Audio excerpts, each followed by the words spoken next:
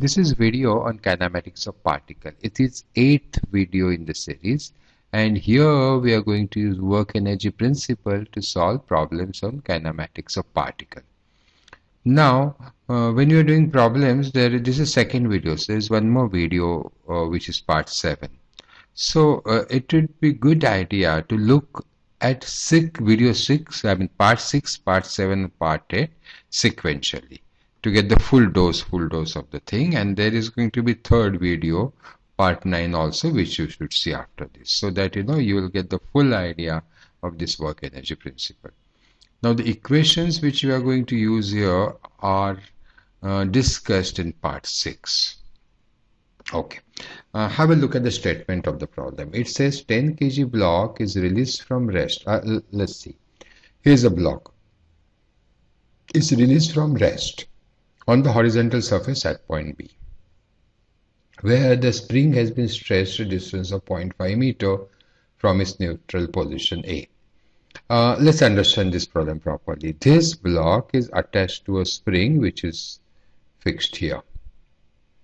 Now when the block was at position A, the spring, you see the blue color, that's the neutral position of the spring. That is, when block is at A, spring is unstretched.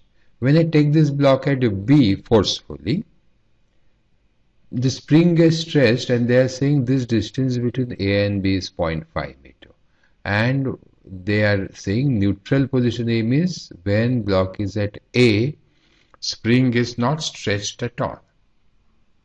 Now they say if the coefficient of kinetic friction between the block and the plane is 0.3, calculate the velocity of the block as it passes point A, This is the first part. And second part, what they say is the maximum distance to the left of A that the block goes, that they want to know. They have given K as 300 Newton per meter. Now understand the phenomena. See, when I stretch this from A to B and leave it, obviously B will start going towards left. It will pass position A. At that time we want to know the velocity, that's the part A. And it won't stop at A because it has velocity towards left, that is in left direction. It will go on. Spring will resist it. So at some point it will stop. They want to know where. Maximum distance to left of A that the block goes. Okay. What we do is we write our energy equation, which has been discussed in part 6 of this video series. Okay. Now, let's take B as position 1 and A as position 2, and let's look at the values. Left hand side is for position B, right hand side is for position A. Now, F into D is 0 because there is no external force. MGH is 0 at B because, see, we are going to take this line as reference. So, MGH is going to be 0 because the body is at reference level. Half mv square in position B is 0 because they have said that the block is at rest. And half kx square is half 300 is k into 0.5 square because, see, that is the distance by which spring is stretched. Now when we come to spring energy, what we have to remember is energy stored in spring is half kx square, whereas k is stiffness of the spring, and x is the distance either stretching or compressing from neutral position. So from neutral position, this distance is given as 0.5. So that's why 0.5 square. Now look at right side, the position A. MGH is 0, same level. Half mv square, yes, because it has achieved some velocity. Half kx square is 0 because when block comes at A, spring is unstretched. So x is 0. So half kx square is 0 plus 0.3 r into 0.5. Now, 0.3 r is frictional force because friction is mu r and r is the reaction and d is the distance 0.5. Now, in this simple situation like this, reaction r is same as weight. So, weight is 10 g and therefore if I put it, I get V as 2.13. That will be the velocity of the block when it passes point A. Now let's look at the second part. There are two ways of doing it. You can take position A as 1 and when it stops as 2. Alternatively, the way I have done it is, I take B as position 1 and when after passing point A when it stops, I take C as position 2 and between these 2 points, I try to write this equation. So, F into D is 0, same arguments as before. MGH is 0, same arguments. Half MB square 0, same argument, and then half 300.5 square is the energy at B. See, after all, there is no need for this term to change at all because this is for energy at B. This is also for energy at B. Right hand side, that is at position C, MGH is 0. Half MB square 0 because the block stops at C. Half 300x square, where now you see we have assumed distance between A and C as x, and that is the distance the spring is compressed, and that's why we are calling it x only. And then we have friction into distance as 0.3 r is the frictional force, and x plus 0.5 because the block while moving from B to C has moved actually the distance of this 0.5 plus distance between A and C, x. So x plus 0.5.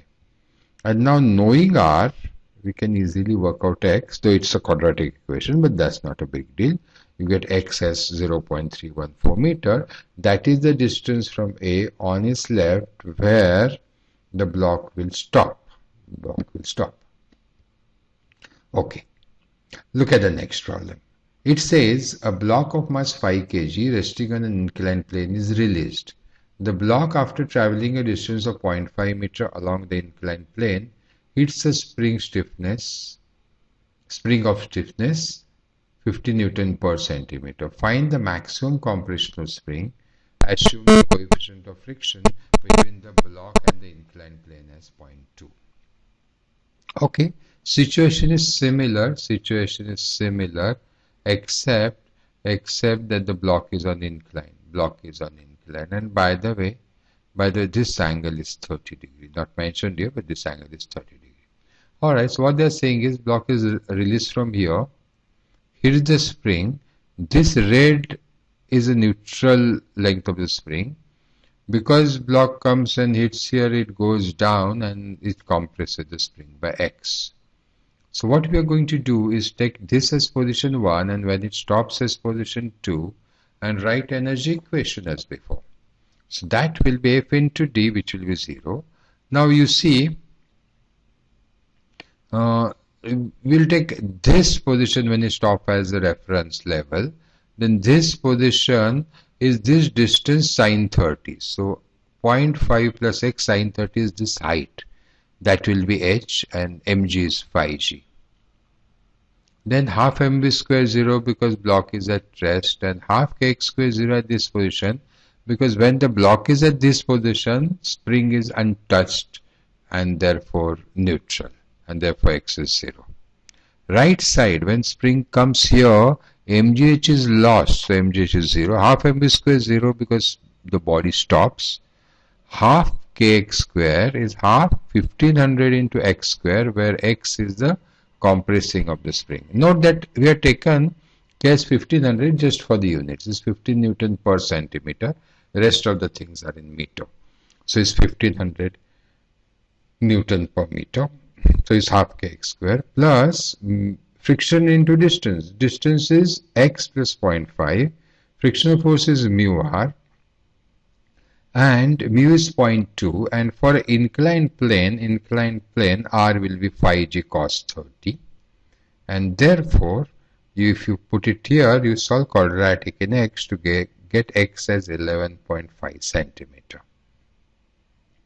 Okay, have a look at one more problem. A cylinder has a mass of 20 kg and is released from rest when h is equal to 0. Determine its speed when h is equal to 3 meter. The springs each have unstressed length of 2 meters. And k for the spring is given out here. Okay, Position 1 and 2 are clear. Equation is regular. So we plug in the numbers. FD0, no external force. MGH, see I take 2 as a reference.